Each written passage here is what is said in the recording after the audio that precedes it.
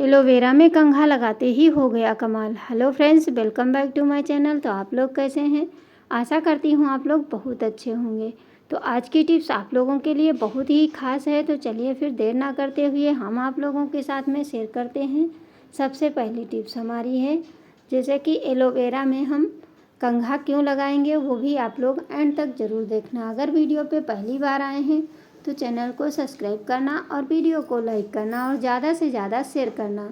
आज की टिप्स बहुत ही खास है, आप लोग एंड तक ज़रूर देखना। बहुत ही अच्छी है, आप लोगों के बहुत काम आने वाली है। तो देखिए इस तरह से क्या होता है, हम लोग जब भी कभी हमें बालों में एलोवेरा लगाना होता है तो सबसे मुश्किल कब होती है, जब इसका हम पल्प निकालते हैं तो ये निकलता नहीं है, इसकी गुठलियाँ सी बन जाती हैं। तो क्या होता है, या तो हम मिक्सी में डाल के इसको ग्राइंड करते हैं, नहीं तो इसको हमें बहुत ही मतलब बालों में ये उलझ जाता है, ढेर सारा ऐसे ही रह जाता है।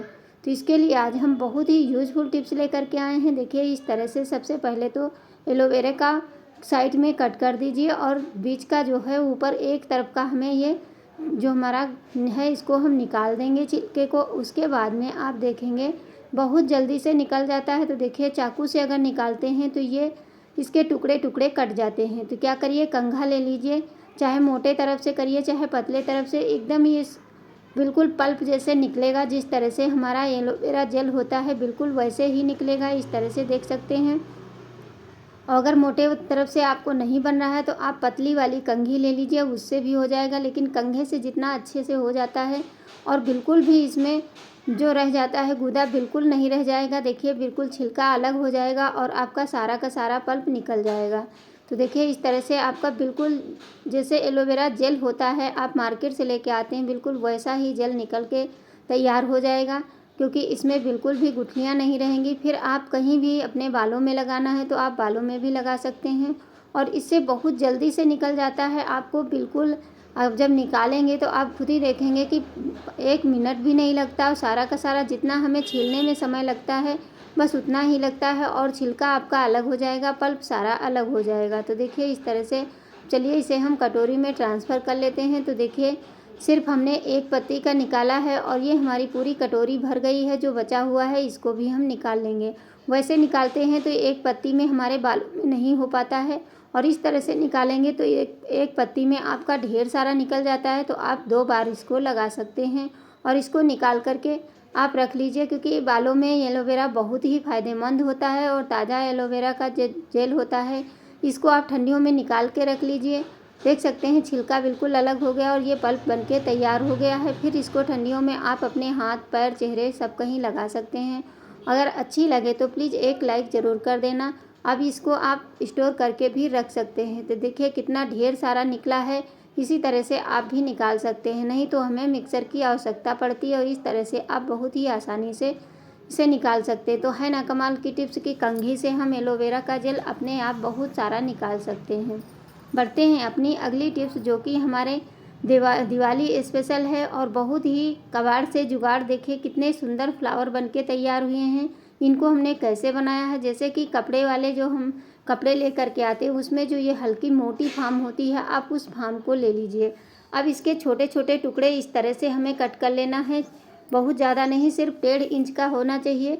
1.5 इंच में आपको इस तरह से छोटे छोटे 1.5 इंच के हमारे चौड़ाई होनी चाहिए और लंबाई में आप 3 इंच का ले सकते हैं। इस तरह से इसे हमें पूरी पट्टी में कट कर लेना है। इस तरह से बहुत सारी फार्म आती रहती है, इसको हम क्या करते हैं फेंक ही देते हैं। अब इस तरह से हम इसको अपने घर को सजाने के लिए कुछ ना कुछ बना सकते हैं और ये बहुत ही मजबूत होती है। इससे आप चाहे जितने दिन तक रखेंगे आपका जो फ्लावर है कभी ख़राब नहीं होगा। तो देखिए सारे हमने कट करके तैयार कर लिया है। अब चलिए इसको बनाना कैसे है। इस तरह से इसको फोल्ड करते हुए, मतलब बहुत मोटा नहीं, पतले पतले इस तरह से दबाते हुए इसे हमें इस तरह से पकड़ लेना है। जिस तरह से हमने दिखाया है बस इसी तरह इसको पकड़ लेना है। फिर आप चाहे तो धागा ले लीजिए और चाहे तो इसमें आप ऊन ले लीजिए। कोई भी चीज़ मजबूत होनी चाहिए जिससे कि हमें बांधने में ये खुले ना और टूटे ना। तो इस तरह से देखिए हमने इसमें एक बार लपेट के दूसरी बार इसको कस दीजिए और उसके बाद में आप इसको इस तरह से फैला देंगे। तो देखिए कितना अच्छा फ्लावर का शेप ये बन के तैयार हो गया है। अब इसी तरह चलिए सारे बना करके हम तैयार कर लेते हैं। तो चलिए दूसरा भी हम आपको बना करके दिखा रहे हैं। और ये बहुत ही सिंपल है और बहुत ही आसान है। देखिए बस इसी तरह इसको फोल्ड करते हुए चले जाना है और उसके बाद बीच में पकड़ के इसको हमें बांध देना है। थोड़ा सा मोटी होती है, इस वजह से थोड़ा सा टाइम लगता है। अगर आप सही से करेंगे तो ये बहुत ही आसानी से हो जाएगा। देखिए इस तरह से इसको हमें कर देना है और उसके बाद में आप इसको बीचों बीच सेंटर में बांधना है।